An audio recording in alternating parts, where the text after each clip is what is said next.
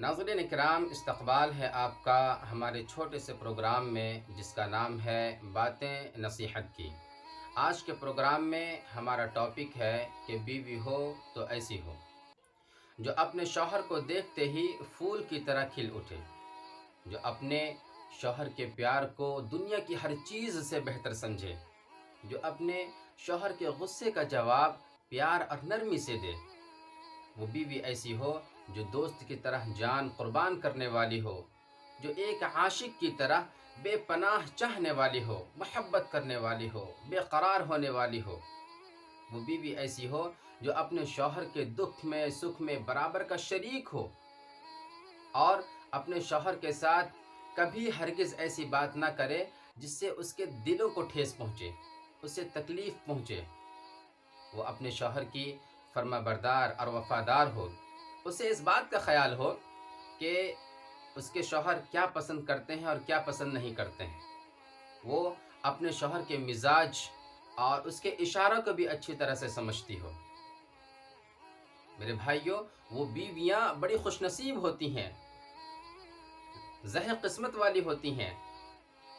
کہ ذرا سے ان کی دوری پہ ان کے شوہر بے قرار ہو جاتے ہیں اور ان کو بے چینی ہونے لگتی ہے۔ ایسا کیوں ہوتا ہے؟ کیونکہ ان کی بیویاں ان کے دلوں میں الفت و محبت کو وہ چراغ جلا دیا ہوتا ہے،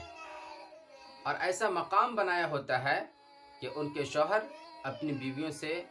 رہا نہیں جاتا، الگ نہیں ہوا جاتا۔ اگر ایسا خیال شوہر بھی خوش اخلاق ہو اور محبت کرنے والا ہو، چاہنے والا ہو، تو بیویاں بھی اپنے شوہر سے دوری برداشت نہیں ہوتی، اور وہ بھی بے قرار اور بے چین ہوتی ہیں۔ یہی تو محبت کی نشانی ہے، اور ہمارے اخلاق اور ہمارے رویے ہی محبت کی بنیاد بنتے ہیں۔ اور ایسا کیوں نہ ہو؟ کیونکہ آپ کو معلوم ہے کہ میاں بیوی کا یہ واحد رشتہ ایسا ہے دنیا میں جس میں ایک ہی انسان سے کئی بار نفرت ہوتی ہے اور بار بار محبت ہوتی ہے۔ یہ ایک ایسا رشتہ ہے۔ اس لیے میں امت مسلمہ کی وہ تمام مائیں اور بہنوں سے گزارش کروں گا جو نکاح میں آ چکی ہیں یا آنے والی ہیں، کہ ایک بیوی ہونے کی حیثیت سے آپ کے ذمے جو بھی شوہر کے حقوق ہیں اسے صحیح طریقے سے ادا کرنے اور اس کا پورا خیال رکھنے کی کوشش کریں۔ جیسے شرعی اعتبار سے ہر معاملہ میں، ہر اس کام میں شوہر کی اطاعت کرنا بشرطے کہ گناہ نہ ہو، یعنی کہ شوہر کی اطاعت میں، اس کی فرما برداری میں، اس کی ادب و خدمت میں کسی طرح کی کوتاہی نہ ہو۔ خوش دلی اور دلجوئی سے وہ کام کو پورے طریقے سے بجا لائیں۔ البتہ یہ کہ ایسا کام جو شرعی اعتبار سے خلاف ہو اس میں معذرت کر لیں۔ اسی طریقے سے بیویوں کو چاہیے کہ اس بات پہ خاص دھیان دیں کہ اپنے شوہر کی حیثیت سے زیادہ کسی چیز کی فرمائش نہ کریں۔ بعض بیویاں ایسی ہوتی ہیں جو بے فضول خرچ کرتی ہیں، ذرا سی بات پہ جو ہے سو ہمیں یہ چاہیے، ہمیں وہ چاہیے، آپ کہیں سے بھی لا کے دو، مجھے اس سے مطلب نہیں، ایسا نہیں ہونا چاہیے۔ ان کو اسراف سے بچنا چاہیے۔ ان کو معلوم ہونا چاہیے کہ میرے شوہر کتنی محنت سے، مشقت سے، دن رات ایک کر کے ایک پیسے جمع کر کے مجھ کو لا کر کے دیتے ہیں۔ ان کو اس بات کی قدر کرنی چاہیے۔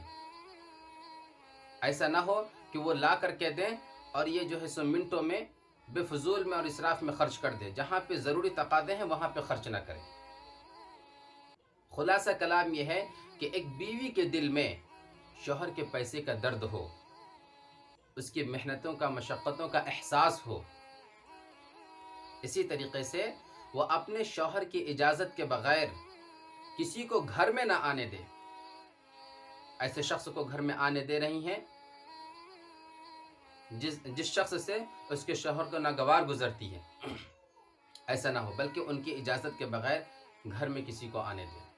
اسی طریقے سے اپنے شوہر کے مال میں سے کسی کو کوئی چیز نہ دے، یعنی ان کے مال و متاع، ان کے ساز و سامان میں سے بغیر ان کی اجازت کے کوئی چیز خرچ نہ کرے۔ اسی طریقے سے وہ خود بھی اپنے شوہر کی اجازت کے بغیر گھر سے نہ نکلے۔ اور جب ان کے شوہر گھر پہ موجود ہوں، ان کے ہمراہ ہوں، ان کے ساتھ ہوں، تو وہ نفلی روزہ بھی نہ رکھے، بلکہ اگر رکھنا بھی ہو تو ان کی اجازت سے رکھے، کیونکہ شوہر کے ساتھ رہنا بھی اور ان کے ساتھ وقت گزارنا بھی ایک عبادت ہے۔ اور اگر شوہر اپنی بیوی کو صحبت کی دعوت دیتا ہے، بلاتا ہے، قریب لاتا ہے، تو اس سے انکار نہیں کرنا چاہیے، اسے جھڑکنا نہیں چاہیے، اس میں منہ پھلانے نہیں چاہیے، بلکہ ان کی صحبت کی دعوت پہ ان کے اس قریب لانے کو باعث عزت اور باعث فخر سمجھنا چاہیے، الا یہ کہ کوئی شرعی عذر ہو، شرعی اعتبار سے کوئی چیز رکاوٹ بنتی ہو،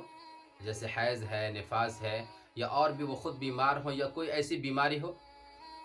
جس کی بنا پہ ملنا درست نہیں ہے، تو ایسے موقع پہ کوئی حرج کی بات نہیں ہے، اور ایسے مواقع پہ شوہر حضرات کو بھی خیال کرنا چاہیے اور اپنی بیوی کی چیزوں کو سمجھنا چاہیے، اور ایسے حالات میں حیض و نفاس کے موقع پہ ملنا بھی گناہ ہے، ان سے پرہیز کرنا چاہیے۔ لیکن ہاں، ان ممانعت والی چیزوں کو چھوڑ کر کے بیوی اگر چاہے تو جو دوسری صورت ہو سکتی ہے، جو اس کے علاوہ جو نکلتی ہیں، ان کے ذریعے سے اپنے شوہر کی دلجوئی اور اسے تسکین پہنچا سکتی ہیں۔ اسی طریقے سے اپنے شوہر کی غربت، اس کی مفلسی، اس کی مجبوری، اس کی بدصورتی، یا اپنے آپ سے علم میں یا ہنر میں کمی ہونے کی وجہ سے اپنے شوہر کو نیچ نہ سمجھے، اسے گرا ہوا نہ سمجھے، اسے باتوں باتوں پہ ٹون نہ کسے، ایسا کرنا بھی درست نہیں ہے، کیونکہ وہ آپ کا شوہر ہے، آپ کا سرتاج ہے، کچھ بھی ہے، اس نے آپ کو عزت دے رکھی ہے، آپ کو اسے اس کی قدر کرنی چاہیے۔ اسی طریقے سے بعض بیویاں اپنے شوہر سے باتوں باتوں پہ بہت زبان چلاتی ہیں،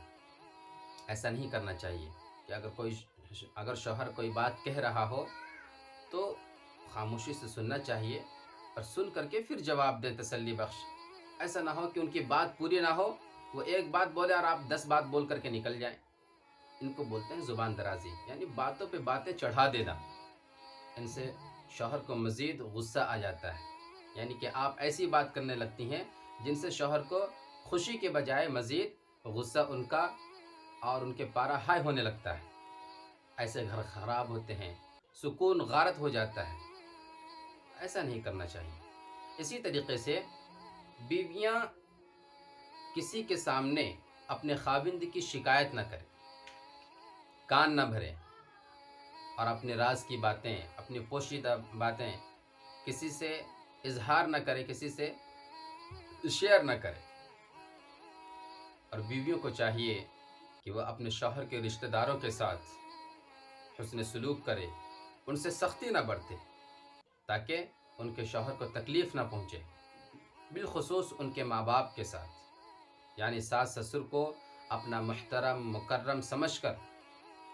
ان کے ساتھ ادب و تعظیم سے پیش آئے، ان کا خیال رکھے۔ میری ماؤں اور بہنوں، یہ میاں بیوی کا جو رشتہ ہے بہت عجیب و غریب رشتہ ہے، بہت باریک رشتہ ہے۔ جب میاں بیوی ایک دوسرے کو دیکھ کے مسکراتے ہیں تو اللہ مسکراتا ہے۔ اسی لیے اللہ تعالیٰ نے اس دنیا میں اگر سب سے پہلے کوئی رشتہ بنایا تو میاں بیوی کا رشتہ بنایا، میاں بیوی کا رشتہ بنایا۔ اب جانتے ہیں بابا آدم علیہ السلام کو جب اللہ نے پیدا کیا تو ان کی تسکین کے لیے، ان کی دلجوئی کے لیے، ان کے دلوں کو لبھانے کے لیے انہی کی پسلی سے حضرت اماں حوا علیہ السلام کو بشکل بیوی پیدا فرمایا، اور قرآن کریم میں یہ کہا کہ یہ میری نشانیوں میں سے ایک نشانی ہے۔ وَمِنْ آيَاتِهِ أَنْ خَلَقَ لَكُم مِّنْ أَنفُسِكُمْ أَزْوَاجًا لِتَسْكُنُوا إِلَيْهَا وَجَعَلَ بَيْنَكُم مَّوَدَّةً وَرَحْمَةً، کہ اللہ کی نشانیوں میں سے یہ ہے کہ اس نے تمہارے لیے تم ہی میں سے بیویاں بنائیں، تاکہ تم ان سے سکون حاصل کرو، اور اس نے تمہارے درمیان الفت و محبت رکھ دی، مہربانی رکھ دی، تاکہ تم اپنی زندگی کو خوشگوار بنا سکو، حسین بنا سکو، جمیل بنا سکو۔ میری ماؤں اور بہنوں، یہی وہ سکون قلب اور الفت باہمی ہے جس کی وجہ سے نہ صرف ایک خاندان کی بنیاد پڑتی ہے بلکہ انسانی تمدن کی گاڑی بھی رواں دواں رہتی ہے۔ اس سے معلوم ہوا کہ میاں بیوی سکون و راحت کا وہ گہوارہ ہے جہاں اس کے شوہر کو ایک پاکیزہ محبت کی چھاؤں میں اس کے سائے تلے اس کے جذبات، اس کی خواہشات کو تسکین ملتی ہے، سکون ملتا ہے، وہ لطف اندوز ہوتا ہے،